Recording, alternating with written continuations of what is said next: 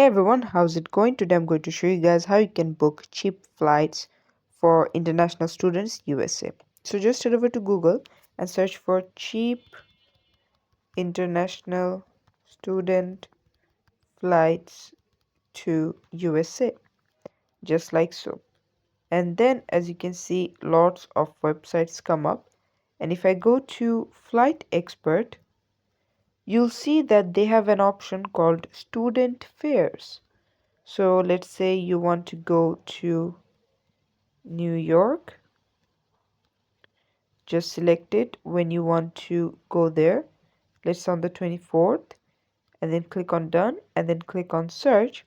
It's going to do all the work for you, and as you can see that these are the cheapest students flight that they could find, and you could choose one from here, and this is how to do it. Thanks for watching. Please leave a like and subscribe for more tutorials like this, and I'll see you guys in the next one.